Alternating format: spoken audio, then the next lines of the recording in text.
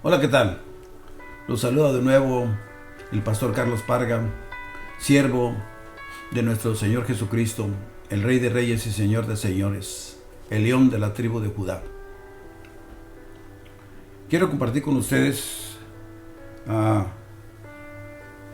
un tema muy importante, porque es muy importante todo lo que es referente a la palabra de Dios, que lleva por tema: ¿sigue haciendo Jesús milagros? Padre, te sigo dando las gracias porque me motivas por medio de tu Espíritu Santo a predicar tu palabra, Señor, y que esto llegue hasta los confines de la tierra. Dice tu palabra que no volverá vacía. Así es que yo te pido, en el nombre que es sobre todo un nombre, que toda rodilla se doblará ante Él y toda lengua confesará que Jesús es el Señor, que me ayudes a exponer tu palabra bajo la guianza del Espíritu Santo para todo aquel que está dispuesto a escucharla, y no solamente ser oidor, sino hacedor de ella. Amén. Los milagros han tenido un rol extraño en la historia del cristianismo, proveyendo ocasionalmente una buena razón para la fe, y otras veces dando motivo a la incredulidad. Mientras estaba leyendo sobre la vida de Jesús, me dediqué a estudiar todos los relatos de milagros en los evangelios. Las observaciones que a continuación voy a relatarles de ninguna manera constituyen una filosofía de los milagros, hago la aclaración. Primero, los evangelios nos informan de unas 3 docenas de milagros, algunos de sanidades grupal. Aparte, Juan nos dice que Jesús hizo muchos otros milagros que no fueron registrados. Aunque los milagros impresionaron mucho a quienes lo presenciaron, afectaron a un grupo relativamente limitado de personas que vivían en un pequeño rincón del mundo. Ningún europeo o asiático fue afectado por el toque sanador de Jesús. Claramente, Jesús no vino a solucionar el problema del dolor. Ese no fue su principal propósito, aunque también se preocupaba por eso. Segundo, Jesús resistía a los milagros a pedido, para probarse a sí mismo, aun cuando tuvo oportunidades espléndidas de hacerlo ante Herodes, con Satanás en el desierto y en respuesta a las autoridades religiosas.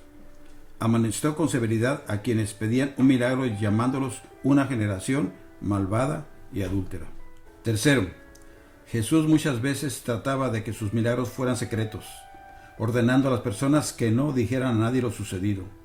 Parecía desconfiar de la clase de fe que los milagros podían producir, como la atracción que produce un espectáculo o la magia, no el tipo de compromiso significado de por vida que él requería. Cuarto, los milagros espectaculares producían distancia, no intimidad. Por ejemplo, cuando Jesús calmó la tormenta en el lago, sus propios discípulos le tuvieron miedo, se aterrorizaron. ¿Es posible que esto explique por qué interfería con la naturaleza tan raramente? Tampoco.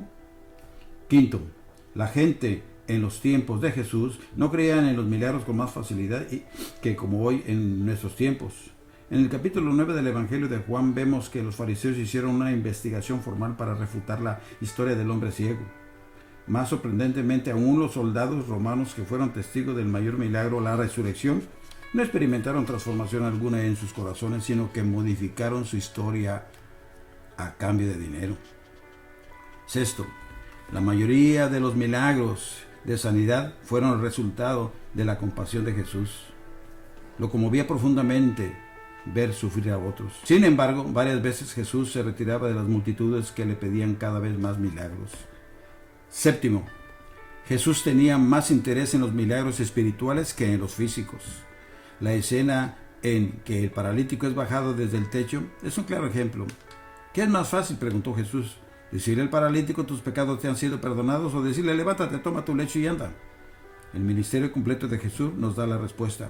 La sanidad física era mucho más fácil. El perdón de los pecados se requiere un acto de la voluntad de parte de quien lo recibe. Jesús nunca encontró una enfermedad que no pudiera sanar, un defecto de nacimiento que no pudiera corregir, un demonio que no pudiera echar fuera, pero sí encontró incrédulos y a pecadores que no quisieron arrepentirse. Muchos ministerios han sido fundados para concentrarse en los milagros físicos, pero sé de muy pocas organizaciones para combatir pecados como el legalismo, el orgullo, que entra ahí la autoestima, el deseo sensual, la avaricia, la rebeldía, etc. Recuerden que estos no son demonios, es el fruto de la carne, como lo dice en Gálatas 5, pues ahora se mencionan más los dones que los frutos. Octavo, Aunque no solucionaron todos los problemas, los milagros de Jesús constituyeron una señal de cómo el mundo debería de ser algún día sería. Eran simultáneamente un recuerdo del mundo antes de la caída y una visión del futuro. No se puede decir que la sanidad de los enfermos vaya contra la naturaleza, ya que la enfermedad que fue sanada iba contra la verdadera naturaleza del hombre. La enfermedad es lo anormal, no la salud. La sanidad es la restauración del orden primitivo. Noveno, Jesús no hizo milagros para recaudar dinero, aumentar su fama o protegerse, a diferencia de otros, entre comillas, hacedores disque de milagros. No trató de aumentar el ministerio ni la sensación de maravilla, ni intentó apelar al sentido de la magia. Y aunque sus discípulos se lo pidieron, nunca hizo milagros para vengarse. Y por último, décimo, Jesús también hizo milagros para establecer sus credenciales, es decir, para que cuando declarara quién era, tuviera alguna evidencia.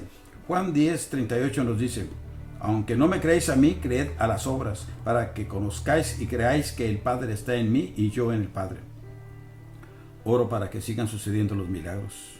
Es una respuesta humana instintiva cuando las cosas van mal. Sin embargo, cuanto más estudio la vida de Jesús, más han cambiado mis oraciones ahora. Oro siempre y cuando sea dentro de su voluntad, porque Él es soberano. Hebreos 13 nos dice: Jesucristo es el mismo de ayer, de hoy y por todos los siglos. Así es que no es cuando nosotros queramos ser sanos, sino es lo que Dios quiera hacer, donde Él quiera, cuando Él quiera, como Él quiere y si Él quiere. Esa es la soberanía del Señor Jesucristo. Gracias, Señor, te doy de antemano por tu respaldo, Señor. Y te sigo pidiendo por todos aquellos que están escuchando tu palabra, Señor, sabiendo que no vuelve vacía. Gracias porque tú sigues siendo el mismo de ayer, de hoy y por todos los siglos, Señor. Y porque tú vives en nosotros.